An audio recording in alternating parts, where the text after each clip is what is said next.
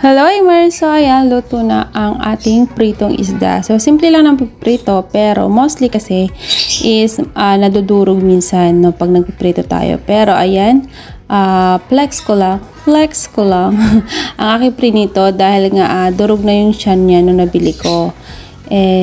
Ang ano ko dun is kailangan na ma-perfect ko siya pagkakaprito. Pero ayun, sabi nga ni ate na kailangan mainit yung mantika at saka yung kawali bago siya ilagay. Ayan. So, tama naman yung sinabi ni ate. So, ito kasi is pang prito ko to sa mga isda para hindi parehas ang amoy sa isang kawali. So, ito is para lang dito sa isda. Ayan. Tsaka maganda magprito sa mga ganitong kawali. Then, ayan, medyo madumi tong kawali kong to dahil ayan, ang paaking pang takip. Dahil nga, alam nyo naman, nagtitilamsik yan.